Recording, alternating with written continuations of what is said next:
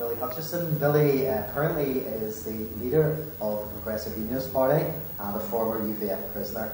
Billy, what I want to do today is kind of sort of trace the way the Ulster Volunteer Force, Red Hand Commando really, how your organisation's leaders convinced your members on the ground to accept, I suppose, what we call the Good Friday Agreement or the Belfast Agreement in 1998. What was that process like kind of leading up to that?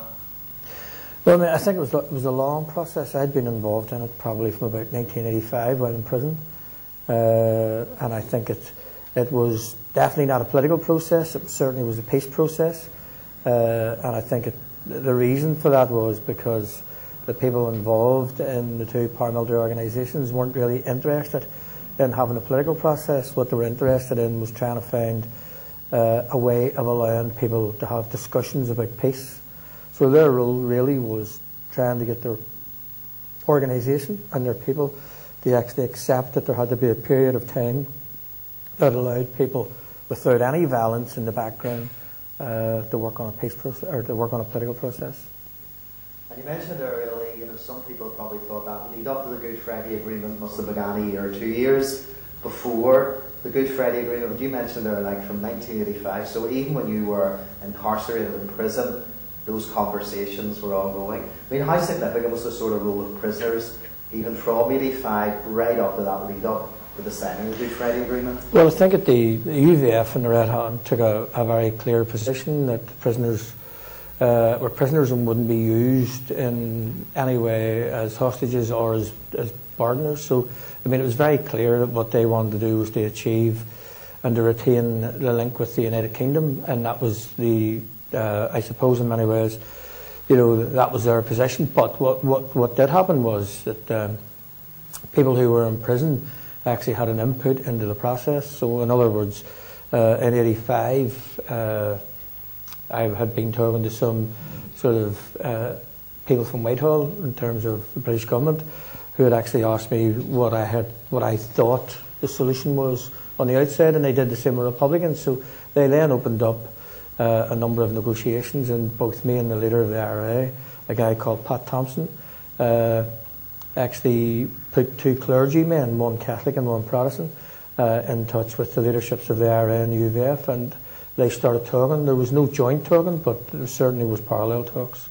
So that was really my role as a former prisoner, and I think after the ceasefires were called, the UVF made it very clear to the prisoners that they would consult them, but they wouldn't allow them to actually hold any power or anything over them. I mean, it's been a long, Billy, I'm sure folk watching this today, and you and I know sort of on the ground, this has been a long, bumpy, messy peace process, political process, whatever phraseology we want to use. And I know sort of moving up to sort of the whole aspect of decommissioning, really, and the whole aspect of looking at weapons. And I know the statement was actually made from the site on which you and I are doing this interview today. What did that process look like, and was it similar or dissimilar to the process leading up to the Good Friday Agreement? Well, I mean, I think that they were two parallel processes, but I think in terms of how that process worked, it was the same as sort of the peace process. It was a question of setting out, I suppose, a number of questions, which was about why you would do this in the first place. And I think at the conclusion for decommissioning was that if you were going to do decommissioning, it was because it was right for society, not necessarily right for one group or another group. It took loyalists longer to get there. It took loyalists longer than Republicans, and that was simply that Republicans were using their weapons as a bargaining chip to actually gain power within the political process. Loyalists didn't have power to start with, so they didn't need any more. So, and we couldn't convince people to vote for us, so therefore it was used for a totally different thing. But again, it was about how we actually had people that we would have called insider partials, most people would call them champions, who actually worked inside the organisation to convince others that this was the right thing to do and here was the right reasons for doing it. So from that point of view, that's why it was done. It was part of our conflict transformation process. Great. So I think I'm going to try to tease out some of the really interesting points that are made in this interview, because the first thing that I like to point out is that when you ask okay, so how did you get your constituency to back a peace process? The first answer is we started in 1985. So they started 13 years before the actual agreement was signed. So it was a very long process. So I would like to start from the beginning. And I think a good place to start would be for us to talk a little bit about the role of prisoners, political prisoners in the context of the Northern Ireland conflict, which is, I think, quite crucial. And then especially how were former prisoners able to challenge the narrative of violence and argue for a different strategy. So I think that's one of the things he mentions, and I'd like you to comment on it. I mean, that phrase, political prisoners, is an incredibly complex phraseology. Okay, so quick history lesson. Initially, when people were incarcerated in the early 1970s, they were just criminals. The British government classed them as criminals. A number of people were flown before all those bombings during an IRA ceasefire to have negotiatings with the British government, and one of the conversations around that was this phrase, special category status. So this special category status was given to the prisoners, and then it was removed in the 70s, kind of late 70s. That then led on to the hunger strikes of 1981, which were an absolute hellish period in Northern Irish society. And eventually, almost under the radar, you know, Margaret Thatcher, with that incredibly determined personality of hers, refused to give in to 5 demands from the hunger strikers. They were demands like the right to wear their own clothing, because they shouldn't have to wear prison clothing, they said, because we're not criminals, we are political prisoners. The right to free association, the right to extra visits, the right to additional parcels, etc., etc. So they had 5 major demands. Margaret Thatcher, being that British bulldog that she was, refused to give in to those demands. But eventually, after the hunger strike ended, 10 deaths within the prison, multiple deaths outside the prison, the demands were almost granted, bizarrely, a year to 18 months later, under the radar. There was no kind of public statement from the British government. So prisoners, in reality, have played a very significant role in relation to that. We'll look at the Good Friday Agreement, I'm guessing, Benedita, in a minute, which was incredibly difficult for people in civic society, seeing massive releases of terrorists from prison. So people, like people within Israeli society, had to watch people's faces being filmed as they come out of prison knowing this person had murdered their loved one. But the prisoners was just within both communities. People held prisoners, particularly within the Republican community, in incredibly high esteem. They were seen as their freedom fighters against the British occupation forces. And would you say prisons also were one of the first places where members from the IRA or members of the UVF for the first time had a chance to exchange a dialogue and sort of get to know the other? And how did that work out? Was that important? Prisons, bizarrely, gave people time. It gave them time to reflect. It gave them time to think. It gave them time to dialogue. David Irvine, who you would have heard earlier there, he was a very senior, he was a UVF bomb maker, eventually became peacemaker. He used the phrase, I wouldn't recommend anyone going to prison, but in many ways, for a number of us, we went to the University of Life.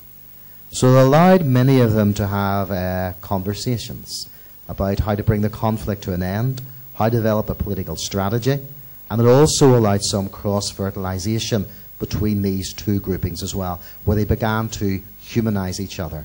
I mentioned the Jewish scholar Abraham Joshua Heskell uses the phrase that dehumanization precedes genocide.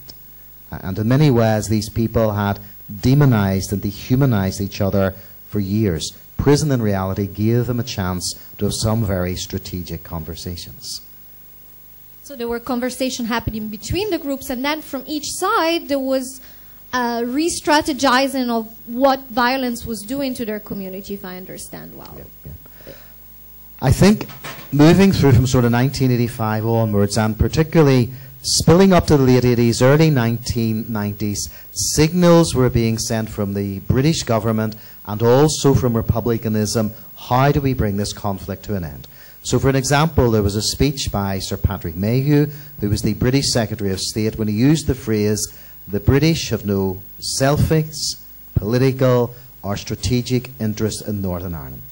Republicans took that as a sign that the British did not want to be an occupying force. Obviously, those within the Unionist, Loyalist community were not so happy about that statement, but there were signals being sent backwards and forwards from both communities.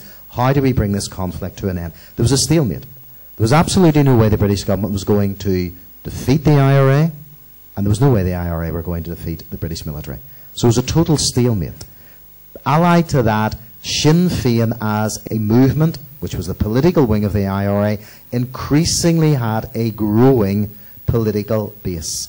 And they realised that if they were going to move their political experiment forward, that militarily they were not going to succeed.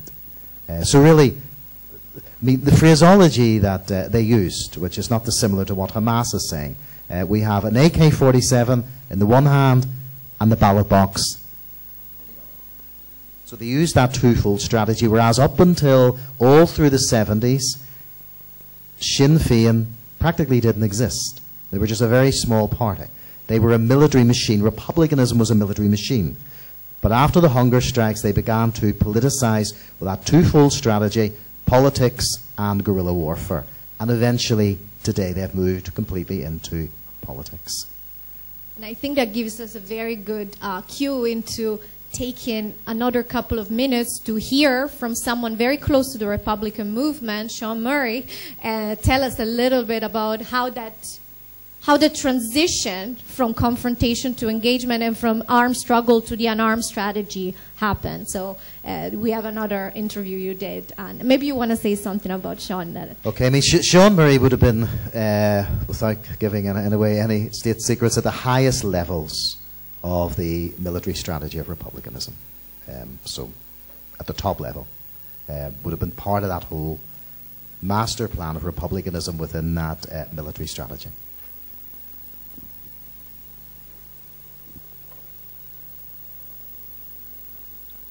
Okay, I'm interviewing today Sean Murray, who's a member of Sinn Féin, based in Stormont, where we're actually doing the interview. I suppose, Sean, the kind of thing I kind of wanted to sort of talk about today was really that sort of consensus building among those people who were involved in the conflict. And one of the first questions I wanted to look at was, I mean, how did the organisation's leaders of republicanism really, I suppose, convince your members to move towards that Good Friday Agreement in 1998? Just tell us a little bit about that process, which I'm sure was bumpy and painful at times. Well, it was a very comprehensive programme. What you had was a major change of culture. People who were brought up on a diet of armed struggle had to be convinced there was an alternative, and that wasn't an easy job. And this is where leadership played a vital role, the likes of Martin and Gary. If we hadn't had that calibre of leadership, I think it would have been a very difficult exercise. And especially in the context of what we would say was a lot of undermining by the British government at the time, in terms of their reluctance to get all party talks off the ground as soon as possible. People had to see a dividend on the ground. There was still British Army patrols, still a high level of militarisation. And that was part of the job of leadership, to sit down with people and talk them through the process and say, here's what our objectives have not changed. It's tactically, we are at a military stalemate, and what we need to do is make that transition from military stalemate to a political position whereby we can achieve our means through political means solely. And that wasn't an easy task at that particular time. And this is where you had to break down after a while the Canary Wharf bombing, because at that time the British weren't responsive in relation to the needs and requirements of Republicans at that time. And then you had to pick that up again in terms of fully came into power then under the Labour government. I think it was a totally different regime. He was more responsive, more understanding of the needs and requirements, not only of Republicans but of loyalists as well, etc.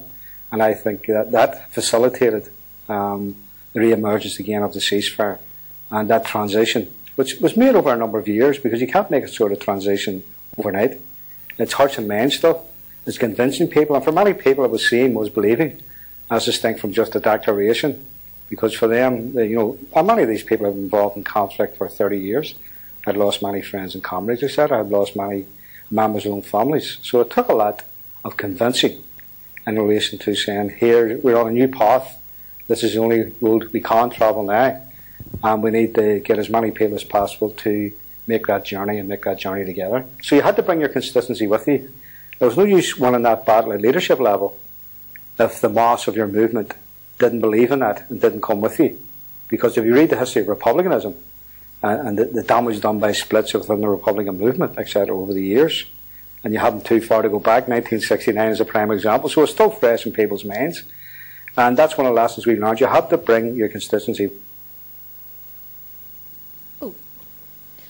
Well, okay, so this gives us, this actually transitions into what I want to ask next, which is perhaps a bit provocative, but I think it would be it's also interesting for us dealing with another intractable conflict. And that is, we've kind of teased out how from the mid-1980s to the early 90s, there was a gradual change of attitude because of military stalemate, political repositioning, and both sides came to the understanding that violence was not getting where they wanted to be, and that provided the fertile ground for later the process that led to the Good Friday Agreement. Now, what is interesting is that when you go and read the Good Friday Agreement, it sounds awfully similar to another agreement that was actually signed in 1973, the Sunningdale Agreement. Give or take, similar context. But in 1973, the agreement doesn't work, it collapses, and it leads to an escalation in the war. And in 1998, pretty much same arrangement based on power sharing, but it works. So my question would be, and one of the members of a Republican Party, the SDLP, said, the Good Friday Agreement is really just the Sunningdale for slow learners, meaning it took us 20 years to agree to something that we'd already agreed. So already 20 years ago, we knew what the solution of the conflict looked like. The question was how to get there, which I think is something we can think of, because I think it's quite similar to our conflict. We know what it will look like, give or take. So the question that I have for you is, what changed? Why the Good Friday Agreement worked and Sunningdale didn't? Because on paper, it was very much the same. Yeah. No, it's an excellent question, that, because 1973, both 72 and 73 were incredibly barbaric years with multiple bombings, shootings, etc., etc. Sunningdale basically was a model around power sharing, absolutely no question about that. But the Protestant unionist loyalist mindset just simply didn't trust the British government. And they suspected strongly that this was possibly stage one on the road to unified Ireland. So their assumption, reading the situation, was, I've coined this phrase that Protestants live with what I call the Hong Kong scenario. That even though you want to stay part of Britain, you simply don't trust the Brits.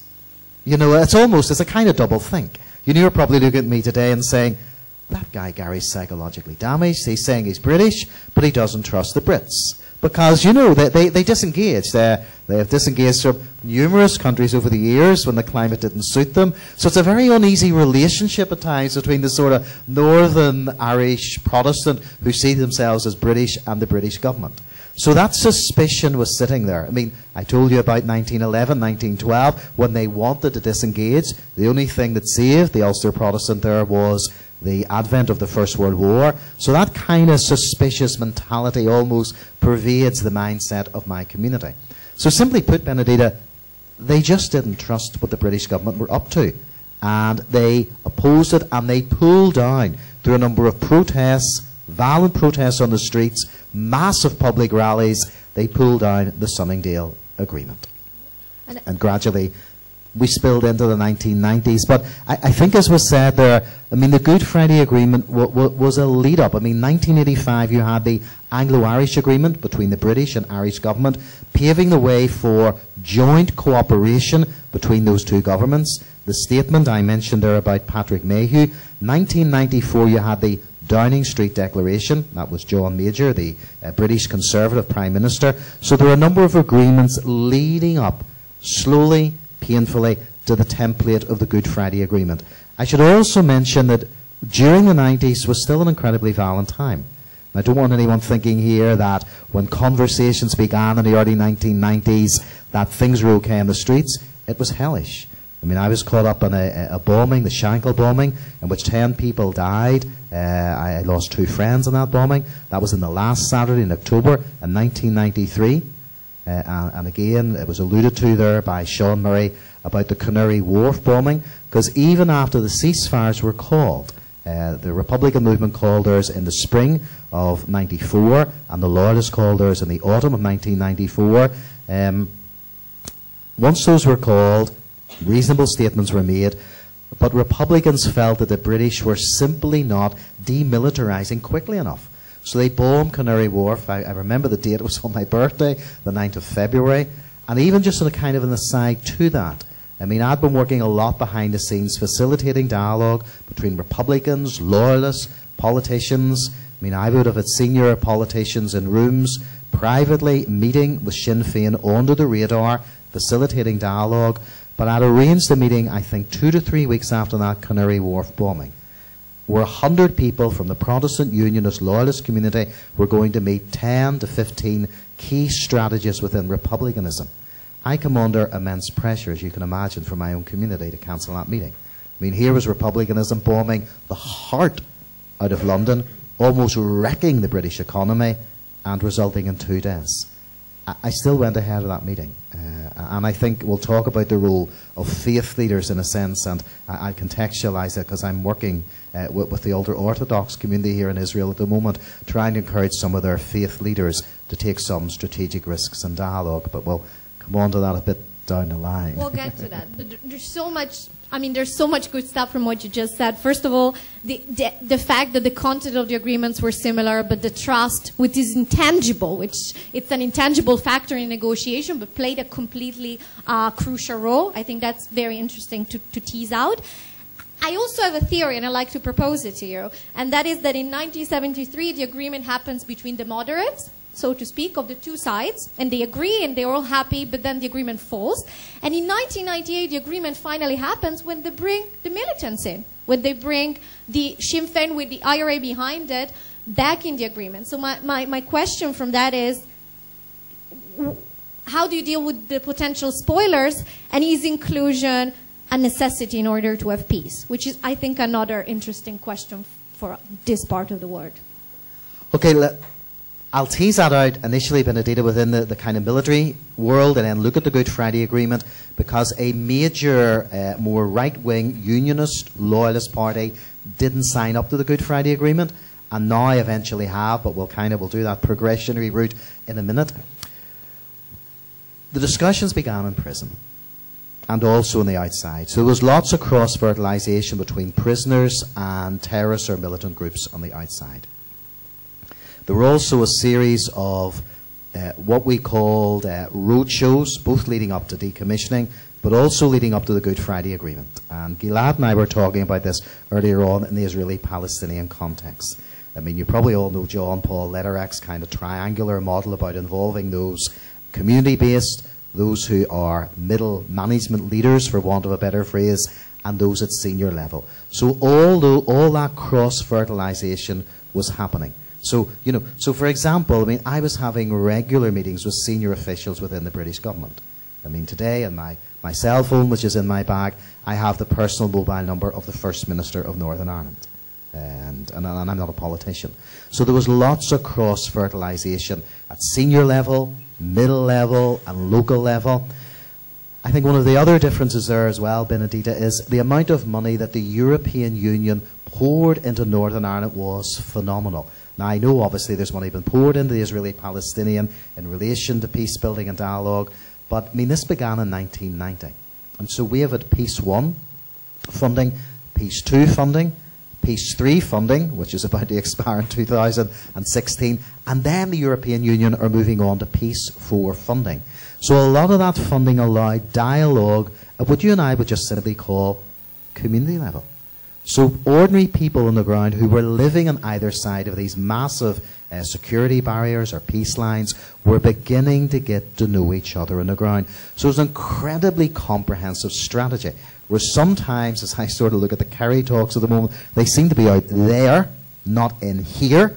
So there just needs to be more circles or more triangles or more cross-fertilization joined up. So that funding from the European Union made an incredibly strategic difference in letting people humanize each other at ground level. And I think that was quite strategic. Yeah. So at the civil society level, the grassroots level. And at the same time, since you mentioned the role of the international community, and we're comparing differences and see what worked in the Good Friday agreements, I wonder if you could say something about the different role the United States play. In the early days, there's no question about it. Irish Americans gave money to kill people in Northern Ireland. Stupidly and foolishly, but they did. There were many collections taken in Republican bars in Boston and in New York. Get the British out of Ireland. And I remember having a meeting with Senator Joe Kennedy, I think in 1994, and there was a very simplistic Irish-American attitude where he said to me, Gary, we need to get the British out of Ireland. And I just simply said to him, Joe, you're talking about me. I am the British presence in Northern Ireland. I mean, what are you going to do with 1 million Protestants? Push them into the Irish Sea, which is a phraseology Hamas use of Israel. I says, we're not going anywhere. We're there to stay. And I says, the only way to resolve this is there needs to be a power-sharing executive. So that simplistic Irish-American approach to my community, that British Protestant Unionist Loyalist community, was simply a turn-off. Gradually, Clinton, when he came into power, was a much more strategic thinker. First of all, he wasn't an Irish-American. He was seen as a Protestant. Not that he was on the side of the Protestants, but he wasn't seen as having an Irish-American agenda. And Clinton did some things that my community struggled with. I mean, he gave the visa, as you know, to Gerry Adams, being pushed by Tony Blair, but he also began to listen to the Unionists and the Loyalists. And I was saying to Gilad earlier on, you know, if Clinton hadn't been a president, he probably would have been the world's best therapist. Because he had this ability to make you. I met him a few weeks ago. He was over in Northern Ireland a few weeks ago, telling us to finish our unfinished business. And 5 people were selected to meet him, of which I was one, to have this private conversation. I was driving back home and I rang my wife Joyce and was saying to her, you know, you really know how this guy ends up president. He was like the world's best therapist. You felt you were the only voice in the world. So he had a very skill base, not just as a leader, but also as a person who was very inclusive. And so he also listened to that Protestant Unionist Loyalist voice, which many people felt these Americans are simply not understanding the British presence in Northern Ireland. So he also then allowed visas for people like David Irvine, who was a former bomb maker turned peacemaker. So Clinton was determined to keep every person around the table. A couple of other strategic things that he did. At a former organisation I headed up in West Belfast, setting up a cross-community Catholic Protestant project. Bill Clinton did his keynote address literally 100 metres behind my building. 2 weeks later, he took a little boy from my church, who was Protestant, and a little girl from the Catholic Church, flew them out to the Oval Office, and it was all choreographed. Bill in the White House, a little Catholic girl, little Protestant boy, look how it can all be different. During that visit as well, that infamous car called the Beast, as you know, that massive car that the Americans take on their overseas journeys for their president, was driving down the Falls Road, and he just happened to stop.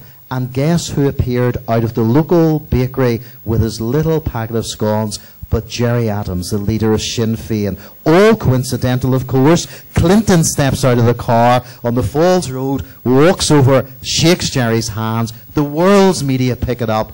What was that saying? You're now in the process. I've shaken your hands in your own territory. You're in the process. All cleverly choreographed. No question about it. So yes, the international community played a very strategic role, particularly Clinton.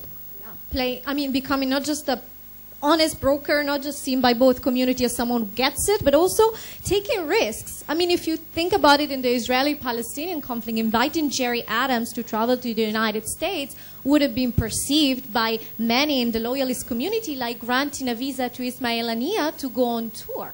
That's what it was seen like. And he took that chance to bring Sinn Féin into the process, which ultimately was absolutely fundamental to get to a deal, which brings me to my next point, which is there was a lot of flexibility that happened leading towards the Good Friday Agreement. And I think we have the last clip, which I would like you to comment on. And just to give you a short, quick background on this, this is about the assassination of Billy Wright, who used to be a UVF commander. He went rogue and broke the ceasefire, was then kicked out of UVF, created his own separatist loyalist paramilitary group, and then was sent to jail. This was in March 1997 in the midst of the ceasefire. And what happened to him is that a group of prisoners from the Republican side organized a very quick operation and killed him while in jail, completely jeopardizing the ceasefire and the peace process. And so what's interesting to see is what the British government does next to bring everybody on board. Suspense.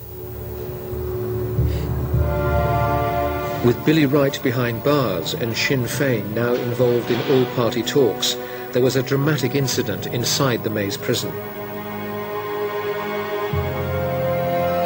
Billy Wright was in a van waiting to go for a visit.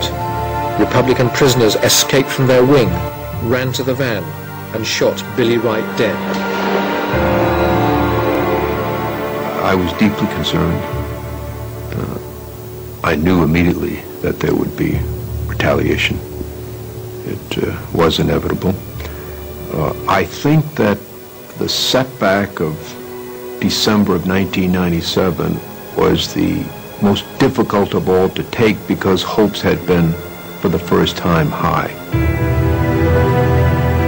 Wright's death triggered more tit-for-tat killings. A UDA man and close friend of Jackie MacDonald's was shot dead. The UFF retaliated, breaking its ceasefire. We came into being because of what the IRA was doing to this country. And if we try to remain, we agreed to hold a ceasefire.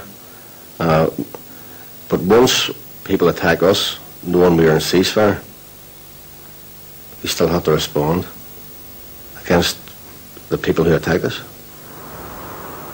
Inside the Maze, UFF prisoners announced they were withdrawing their support for the peace process.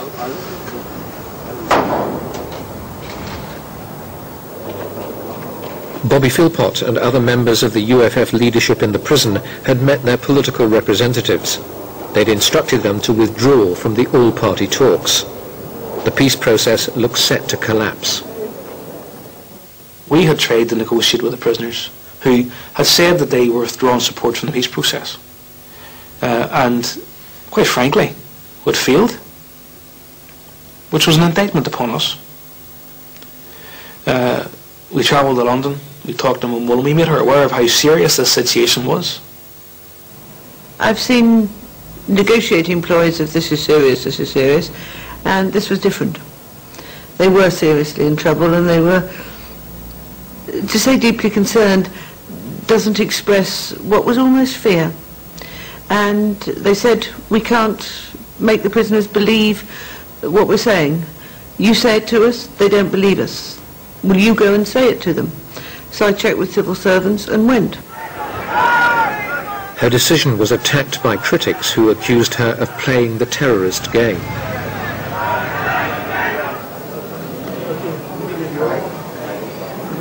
Inside, she met the leadership of the UFF, including the notorious killer from East Belfast, Michael Stone.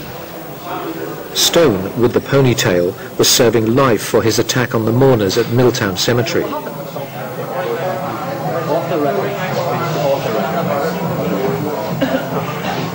At the meeting with Mo Mowlam, Bobby Philpott was one of those who spoke on behalf of the UFF.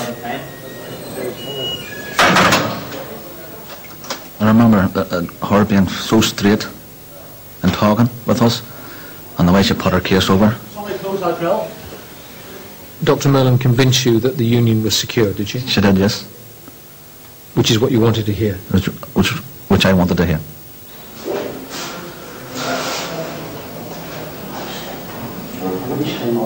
What would have happened if Dr. Mowlam had not come into the prison to talk to you? If that had been the case, we would have seen it as another slap in the face for loyalism, and we would have no other alternative but to seek a meeting with the UFF leadership and to put our view that we believe now is the time to return to war. Back to the war. A war that, on a greater scale than any time before. To the relief of the UFF's political representatives, Dr. Molam had persuaded the UFF prisoners to stay on side.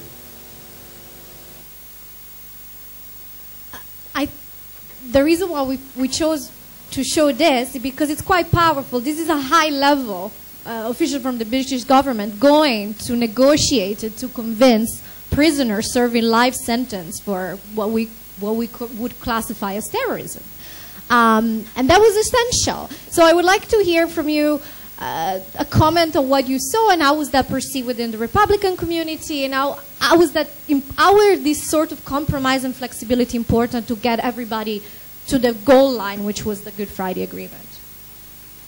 I mean, that period moving up there, one of the persons who spoke there, Jackie MacDonald, I have worked with quite closely over the years, and again, even literally in the months before the Good Friday Agreement, I mean, people knew something was coming. There were still assassinations being carried out.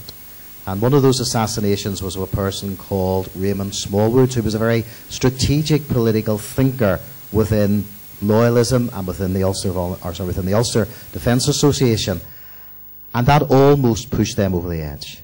And I think the British government actually realised that. And that was the reason why they asked Mo Molan to go into that prison. I think for the like of myself or others to go in just wouldn't have made any difference. So they needed someone at a top level.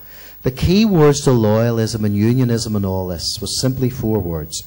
The union is safe. And that's the union of Northern Ireland with the United Kingdom. Those were the 4 key words. So here you have a British minister at top level going in to meet with terrorists and assuring them the union is safe. There have been other meetings like that. In 2001, things nearly started to unravel again. And I was involved with a group called the Loyalist Commission. And I facilitated the meeting with Dr. John Reid, who was then the British Secretary of State in Tony Blair's cabinet, at my own building, where I carried out the interview with Billy, again to give reassurance to Protestants who were just continuously edgy about the slowness of Republicans to decommission their weapons. And they believed that Republicans were trying to hoodwink them, and they were never going to decommission. That this was just a political ploy prior to returning to some form of armed struggle. Right. So I think we're getting close to the deal. So now I want to fast forward before I open it up for question and ask you a little bit about, okay, so you get to the deal, which is something we've been trying to do for a while. But that's not game over. That's actually the beginning of a new game. The game of peacemaking, reconciliation, rebuilding society. So I'd like to take us a little bit to what happens after the Good Friday Agreement. Take us to the long road to decommissioning. And you use an expression which I think is very powerful. You talk about decommissioning the minds of the fighters. So not just taking their weapons, but making them active and positive member of society. So how do you do that? Okay. The whole phrase there, I mean, people can always buy weapons. But we know that in today's world. I mean, let's assume Hamas decommission their weapons overnight. They can still buy more weapons. It's very easily done. Today's market, Eastern Europe, is awash with weapons, as most of us know. So weapons can easily be bought. So we've used this phrase, how do you decommission people's minds, people's attitudes towards one another? And the only way for that to happen is through this long process of getting to know your enemy. And literally that has been my life's work. Today, if you're asking me, I still see myself as British. My preference is that Northern Ireland would remain part of the United Kingdom. That's what shaped me as a human being. And I'm not going to become sort of fancy left-wing liberal lefty and tell lies. Because that's where I am as a human being. I'm still a peacemaker. And I think you can be a peacemaker and still hold your identity. I think sometimes people almost want me to give up who I am as a person, and I'm not able to do that as a human being. But I think one of those key components is allowing people to meet. So some of my work has been taking away people like Sean Murray and Billy Hutchison, people at the top levels of terrorist organisations, to allow them to humanise one another. And that's been part of that decommissioning of minds, which is not an overnight phenomenon. I mean, even as we speak today, if you were to say to me, has the Good Friday Agreement been a success? The answer is yes. It was a masterpiece in political compromise. But one Queen's academic has coined this phrase where he says, we most certainly knew how to end the war. We're just a little bit uncertain how to build the peace. So can I say to you within this Israeli context, peace processes are not signed on the lawn of the White House, or in Downing Street, or in Jerusalem, or in Ramallah. They're done in the daily, painful, hard grind of life. So even if you do eventually get over the line, and this has been one of the weaknesses of the Good Friday Agreement. I've met 6 months ago with both the British and the Irish governments and said, you people need to re-engage again. They've almost assumed that the Good Friday Agreement was the panacea for all ills and all evil within the Irish context. It was a masterpiece of political compromise. But there's still an awful long way to go, because the biggest issue at the moment, as Benedita knows, is dealing with the past. And I mean, Richard Haas and Megan O'Sullivan I met them twice. They spent from September to December trying to get a framework document about the past. They failed. So as we sit today, we still have no mechanism in dealing with the past. When I return home, that'll be a little bit more work that I'll be doing. So we're over the line, but we're not over the line. That's why Clinton came and made that keynote speech. His final words on a cold March day, and he was here, and I was kind of sitting there, just there. His final words were, you need to finish your unfinished business. And there still is unfinished business. And you certainly have been playing a very prominent role in tackling this unfinished business. So I would like you to tell us a little bit more about your ACT program, and just like, how do you do this on the ground? How do you get former combatants back into life, back into civilian life? How does this process work? Because you have a very successful and very interesting project happening on that. A couple of things there just as I lead up to that.